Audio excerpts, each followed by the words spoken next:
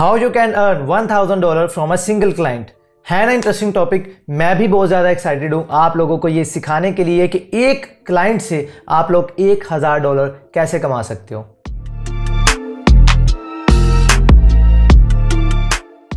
अस्सलाम वालेकुम, welcome to channel HBS services. तो आज की इस वीडियो में हम लोग बात करने वाले हैं कि आप लोग एक सिंगल क्लाइंट से $1000 तक अर्निंग कैसे कर सकते हो। मेरा जितना भी लिमिटेड सा फ्रीलांसिंग में एक्सपीरियंस है उसकी बेस पर मैं आप लोगों को आज ये बताऊंगा कि आप लोग एक क्लाइंट को किस तरह रिटेन कर सकते हो, उससे किस तरह बार बार सेल्स ऑर्डर्स ले सकते हो। अगर आप लोग इस चीज़ को सीख जाते हो ना तो आप $1000 तो क्या उस क्लाइंट से बहुत ज़्यादा अर्न कर सकते हो। लेकिन उसके लिए आप लोगों को इस वीडियो को कंप्लीट देखना पड़ेगा। जो बातें मैं आपको बताने वाला हूँ उन बातों को अच्छे से आप लोगों को समझना पड़ेगा। देखो यार, सबसे पहली चीज, अगर आप लोग किसी भी क्लाइंट को रिटेन करना चाहते हो और चाहते हो कि ये बंदा आपको बार बार ऑर्डर दे या आपसे बार बार काम करवाए, तो स्टार्ट में आप लोगों को थोड़ा बहुत सैक्रिफाइस करना पड़ता है और आपको अपनी डीलिंग अच्छी करनी पड़ती है। मिसाल के तौर पर एक क्लाइंट आपके पास आता है और वो आपसे कहता है कि भाईजान मेरी वेबसाइट की जो स्पीड है वो बहुत स्लो है, मुझे अपनी वेबसाइट की स्पीड को ऑप्टिमाइज करवाना है, क्या आप ये करके दे सकते हैं? आप भले वो काम करके दे सकते हो, हर चीज करके दे सकते हो, आपको काम वो बहुत अच्छे से आता है, लेकिन बिगनर्स मोस्टली गलती क्या करते हैं, फौरन उनका जो नेक्स्ट मैसेज होता है वो कहते हैं जी ये काम मैं आपके लिए करके दे सकता हूँ, ये मेरा बजट है, ये मेरा डिलीवरी टाइम है और ये काम आपको इतने दिन में मैं करके इतने बजट में करके दे दूंगा। ये सबसे बड़ी मिस्टेक है जो मोस्टली फ्रीलांसर्स करते हैं। अभी क्लाइंट की बात को अच्छे से समझा ही नहीं, उसकी जो प्रॉब्लम है उसको सोल्यूशन उसको दिया ही नहीं, तो आप डायरेक्टली उसे कैसे बता सकते हो कि यार ये काम आप इतने बजट में और इतने दिन में करके दे सकते हो? भले आप करके दे सकते हो लेकिन आपको क्लाइंट की तरह सोचना पड़ेगा। अभी इसकी एग्जांपल मैं आप लोगों को देता हूं। सपोज आपका लैपटॉप खराब हो गया है, उसके अंदर कोई भी इशू आपको नहीं पता, आप एक मार्केट में जाते हो, उस मार्केट में जाने के बाद पहली शॉप पर आप गए, उसको आपने अपना लैपटॉप दिखाया, वो आपका लैपटॉप देखता है और वो कहता है कि भाईजान मैं इसे 2000 रुपए में रिपेयर करके दे दूंगा, परसों आके इसे ले जाना। अब आप खुद ब खुद सोचोगे ना यार इसने ना मुझे प्रॉब्लम बताई, पता नहीं इशू क्या है क्या नहीं, ऐसे मुझसे 2000 रुपए मांगी जा रहा है, पता नहीं इतने पैसे इसके अंदर लगने भी है या फिर नहीं लगने, ये कहीं मुझे चूना तो नहीं लगा रहा। आपके ज़हन में ये चीज़ आएगी कि भाई मुझे बता तो सही उस चीज़ में प्रॉब्लम क्या है। अब क्लाइंट क्या सोचेगा? क्लाइंट कहेगा यार पहले मुझे पता तो चले मेरी चीज़ में प्रॉब्लम क्या है, आखिर मसला क्या है, मैं इस प्रॉब्लम में उसका सोल्यूशन तो देगा कैसे? डायरेक्टली तो मुझे बात कर रहा है कि इतने पैसे लगेंगे और इतना टाइम लगेगा और आपकी चीज ठीक हो जाएगी। सेम इसी तरह अगर आप लोग भी क्लाइंट का जो आपको मैसेज आता है, अगर हम फाइवर की बात कर रहे हैं या किसी भी फ्रीलांस मार्केट की अगर आप बात करें, क्लाइंट ने आपको अप्रोच कर लिया है या आपकी उससे कन्वर्सेशन हो रही है, आप डायरेक्ट ही उसे जो होता है ना बजट और डिलीवरी टाइम के बारे में बात कर रहे होते हो, जो कि बहुत बुरी चीज है। इंस्टेड आपको क्या करना चाहिए?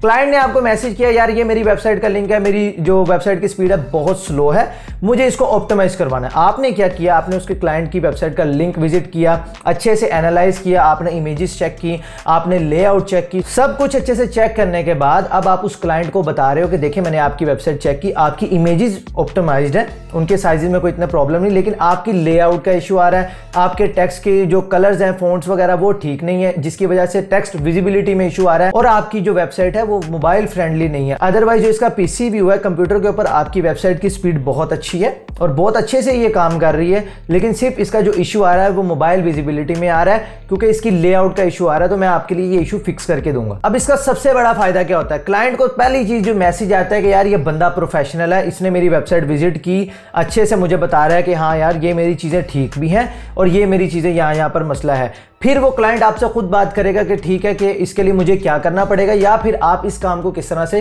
ठीक करोगे, या जो भी बजट है, जो भी डिलीवरी टाइम है, आपने पूरा एक अच्छे तरीके से क्लाइंट से डील करनी है। देखिए आपको इस बात को समझना पड़ेगा कि जो क्लाइंट है वो आपके सामने नहीं है, ना ही आप क्लाइंट के सामने, तो वो आपको अच्छे से जज नहीं कर पाता। आपने अपनी कन्वर्सेशन के थ्रू, अपनी डीलिंग के थ्रू अपने क्लाइंट को बताना है कि आप कितने प्रोफेशनल हो और आप कितना प्रोफेशनली इस काम को कंप्लीट करके दे सकते हो। तो आपने क्या डिस्कस करना है?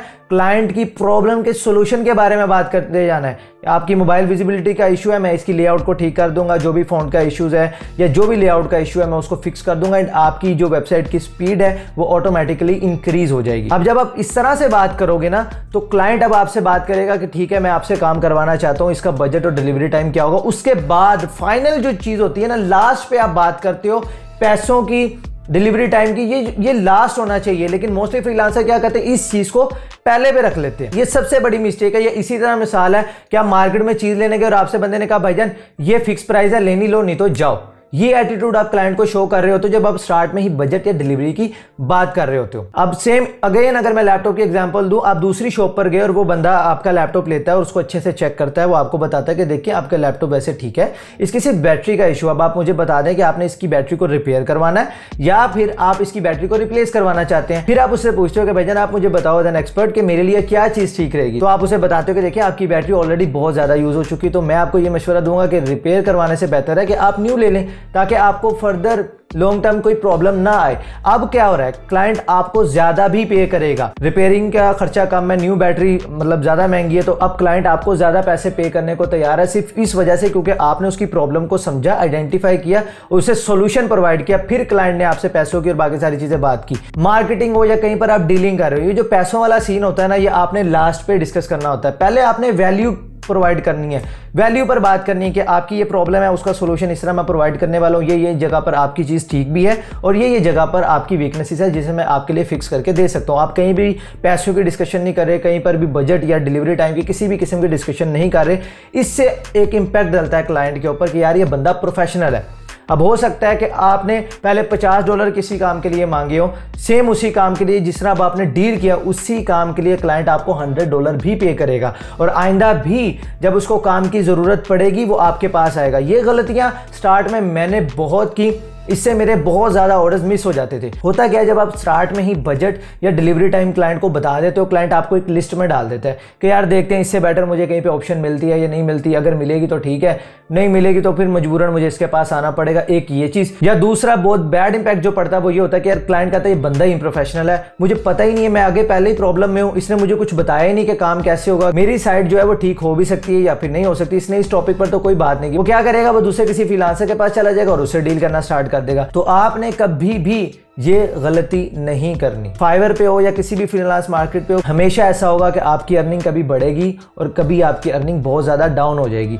तो जिस वक्त अर्निंग बढ़ रही है, ज़्यादा क्लाइंट्स आ रहे हैं, तब तो सही है, चांदनी चांदनी है। लेकिन जिस वक्त आप लोगों की गिग्स डी रैंक हो, क्योंकि शफलिंग तो होती रहती है, तब आप लोगों के पास जो सबसे मेन चीज़ होती है ना जो आप कर सकते हो, वो होते हैं कि आपकी ओल्ड क्लाइंट्स, आप उनसे कॉन्टैक्ट करते हो और वो आपको काम देते हैं, लेकिन वो तभी देंगे अगर आपने उन्हें फर्स्ट टाइम अच्छे से डील किया होगा। तो फ्रेंड्स, ये थी यार आज की वीडियो। उम्मीद करूंगा कि वीडियो आप लोगों को जरूर पसंद आई होगी। अब अगर वीडियो पसंद आई है तो लाइक करो, चैनल बने हो तो सब्सक्राइब। मैं मिलता हूं फिर आपसे इंशाल्लाह नेक्स्ट वीडियो में, तब तक के लिए अल्लाह हाफिज।